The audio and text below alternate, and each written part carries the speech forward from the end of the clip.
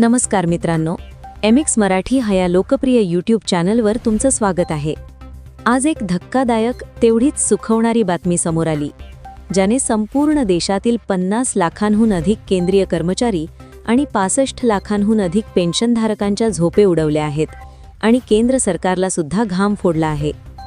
आपण सर्वजण जाणतो की सरकारी नोकरी म्हणजे एक सुरक्षित आयुष्य आणि सन्मानाचे जगणे मानले जाते. पण विचार करा, जर तुम्ही तुमच्या आयुष्यातील सर्वात महत्त्वाची 30 ते 35 वर्षे एकाच खुर्चीवर बसून घालवली आणि निवृत्तीच्या वेळी सुद्धा तुमच्या पदाचे नाव बदलले नसेल, तर त्याला प्रगती म्हणायचे की मानवी श्रमाचा अपमान करायचा? आज 8व्या वेतन आयोगाच्या स्थापनेची चर्चा दिल्लीच्या गल्लीपासून ते गोटातल्या गोटात सुरू असतानाच कर्मचारी संघटनांनी एक असा हुकुमी एक्का टाकला आहे, ज्याला आपण प्रमोशनचा महासंग्राम म्हणू शकतो. 30 वर्षांच्या नोकरीत आता फक्त 3 वेळा आर्थिक लाभ नाही, तर चक्क 5 वेळा थेट प्रमोशन मिळाले पाहिजे, अशी ऐतिहासिक मागणी लावून धरली गेली आहे.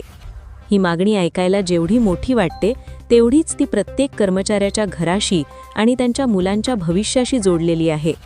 सध्याची परिस्थिती पाहिली तर 10, 20 आणि 30 वर्षांच्या सेवेनंतर MACP अंतर्गत फक्त पगार वाढतो, पण तुमची पोस्ट तीच राहते, तुमची जबाबदारी तीच राहते आणि समाजातील तुमचा दर्जासुद्धा त्याच ठिकाणी अडकून पडतो. कर्मचारी संघटनांचे म्हणणे आहे की जर देशाच्या सीमेवर उन्हातान्हात आणि बर्फात लढणारा एक जवान आपल्या शौर्याच्या आणि कष्टाच्या जोरावर दर 5-6 वर्षांनी पदोन्नती मिळवू शकतो, तर मग कार्यालयात रात्रंदिवस फाईल्सचा ढिगारा उपसणारा एक बाबू किंवा तांत्रिक कामात तज्ज्ञ असलेला टेक्निशियन एकाच पदावर निवृत्त का व्हावा? हा केवळ पैशाचा किंवा पगाराचा प्रश्न राहिलेला नाही, तर हा त्या कर्मचाऱ्याच्या आत्मसन्मानाचा आणि त्याने सरकारला दिलेल्या आपल्या रक्तापाण्याचा सन्मान आहे. जेव्हा एखादा कर्मचारी 10-10 वर्षे एकाच पदावर काम करतो, तेव्हा त्याच्या मनात एक प्रकारचे साचलेपण येते. त्याला वाटते की आपण कितीही काम केले तरी आपली ओळख बदलणार नाही. यामुळे कामाची कार्यक्षमता खालावते आणि सरकारी यंत्रणा सुस्त होते. याच गोष्टीचा विचार करून कर्मचारी संघटनांनी आता थेट आरपारची लढाई पुकारली आहे.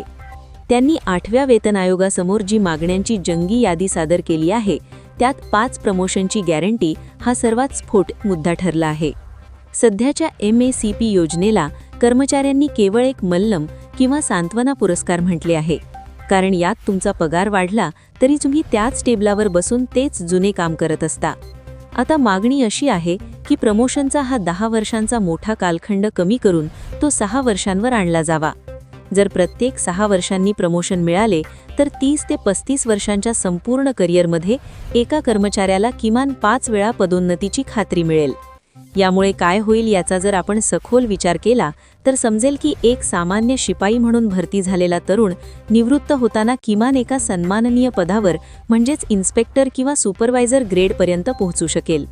याचा मोठा आर्थिक फायदा म्हणजे निवृत्तीनंतर मिळणाऱ्या पेन्शनमध्ये तब्बल 25 ते 30% भरघोस वाढ होईल. घर भाडे भत्ता, ज्याला आपण HRA म्हणतो, आणि प्रवास भत्तासुद्धा पद वाढल्यामुळे आणि पे लेवल बदलल्यामुळे मोठ्या प्रमाणात वाढेल. पण या नाण्याच्या 2 बाजू आहेत आणि दुसरी बाजू म्हणजे सरकारचे आर्थिक गणित, जे नेहमीच कर्मचाऱ्यांच्या आड येते. जर 5 प्रमोशनचा हा क्रांतिकारी फॉर्म्युला सरकारने स्वीकारला तर सरकारी तिजोरीवर दरवर्षी किमान 15 ते 20 हजार कोटी रुपयांचा अतिरिक्त बोजा पडणार आहे. आधीच करोना काळातील 18 महिन्यांचा DA एरियर, जो कर्मचाऱ्यांचा हक्क आहे, तो सरकारने अजून दिलेला नाही. अशा परिस्थितीत सरकार या नव्या मागणीला मरहम म्हणून वापरणार की केवळ आश्वासन देऊन वेळ मारून नेणार, हा सर्वात मोठा यक्ष प्रश्न आहे. आपल्याला हे सुद्धा समजावे लागेल की भारतीय प्रशासकीय सेवेतील IAS आणि IPS सारख्या वरिष्ठ अधिकाऱ्यांसाठी प्रमोशनचे नियम खूप वेगळे आणि फायदेशीर असतात. तिथे 4, 9 आणि 13 वर्षांच्या ठराविक कालावधीनंतर पदोन्नती जवळजवळ निश्चित असते. मग असाच न्याय खालच्या स्तरावरील ग्रुप B आणि ग्रुप Cच्या कर्मचाऱ्यांना का दिला जात नाही? हा भेदभाव मिटवण्यासाठीच आता कर्मचारी संघटनांनी दंड थोपटले आहेत. दिल्लीतील नॉर्थ ब्लॉक आणि साऊथ ब्लॉकमध्ये या मागणीमुळे मोठी खळबळ उडाली आहे, कारण जर हा नियम लागू झाला तर संपूर्ण वेतन संरचनेत मोठे बदल करावे लागतील. 5 प्रमोशनचा अर्थ असा आहे की कर्मचारी आपल्या करिअरमध्ये 5 वेळा पोस्ट अपग्रेडेशन आणि इन्क्रिमेंटचा सुखद अनुभव घेईल. सध्या अनेक कर्मचारी लेव्हल 2 किंवा 3 वरच निवृत्त होतात, पण नवीन फॉर्म्युल्यामुळे एका सामान्य कर्मचाऱ्याला सुद्धा मोठं स्वप्न पाहता येईल. सरकारी तिजोरीवरचा भार हा मुद्दा नेहमीच पुढे केला जातो, पण कर्मचाऱ्यांच्या कार्यक्षमतेचा विचार केला तर हा खर्च नसून ती एक गुंतवणूक आहे, असे संघटनांचे म्हणणे आहे. 8वा वेतन आयोग हा केवळ पगार वाढवण्यासाठी नसून कर्मचाऱ्यांच्या आयुष्यात बदल घडवण्यासाठी असावा, ही भावना आता जोर धरत आहे. या 5 प्रमोशनच्या मागणीला जर सरकारने वाटाण्याच्या अक्षता लावल्या तर मात्र आगामी काळात मोठे आंदोलन उभे राहण्याची शक्यता नाकारता येत नाही. कारण हा लढा आता केवळ पत्रांपुरता मर्यादित राहिलेला नाही, तर तो लाखो कर्मचाऱ्यांच्या अस्तित्वाचा लढा बनला आहे. शेवटी रुपया आणि पैशाचे हे गणित मांडताना सरकारने कर्मचाऱ्यांच्या भावनांचा सुद्धा विचार करणे गरजेचे आहे.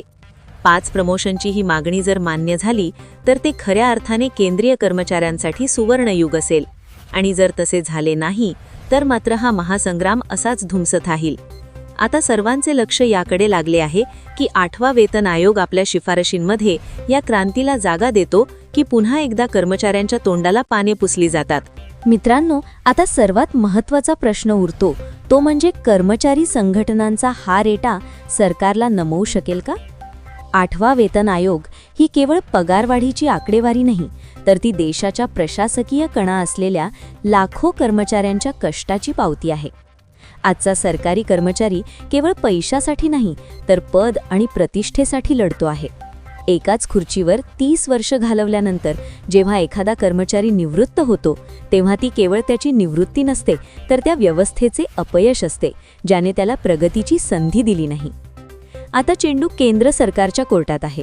18 महिन्यांचा DA एरियर, 8व्या वेतन आयोगाची स्थापना आणि आता ही 5 प्रमोशनची महामागणी, या त्रिवेणी संगमामुळे सरकारवर प्रचंड दबाव आहे. जर सरकारने ही मागणी मान्य केली तर देशाच्या इतिहासात ही एक क्रांतिकारी घटना ठरेल, ज्यामुळे खालच्या स्तरावरील कर्मचाऱ्यांचे जीवनमान पूर्णपणे बदलून जाईल. पण जर पुन्हा एकदा आर्थिक बोजा असल्याचे कारण सांगून याकडे दुर्लक्ष केले गेले तर कर्मचारी संघटना गप्प बसतील असे वाटत नाही. तर मित्रांनो, तुम्हाला काय वाटते? सरकारी कर्मचाऱ्यांच्या या मागणीत तथ्य आहे का? 6 वर्षांच्या अंतराने मिळणारे हे प्रमोशन खरोखरच प्रशासनात चैतन्य निर्माण करेल का, की यामुळे सरकारी तिजोरीवर न पेलवणारा भार पडेल? तुमची मते आमच्यासाठी खूप मोलाची आहेत. कॉमेंट बॉक्समध्ये तुमचे विचार नक्की मांडा. जर तुम्हाला ही माहिती महत्त्वाची वाटली असेल तर MX मराठीला सबस्क्राईब करायला विसरू नका आणि हा व्हिडिओ तुमच्या सरकारी कर्मचारी मित्रांपर्यंत नक्की पोहोचवा. पुन्हा भेटूया अशाच एका सविस्तर आणि सडेतोड विश्लेषणासह. तोपर्यंत पाहत रहा तुमचं आमचं लाडकं YouTube चॅनल MX मराठी. धन्यवाद.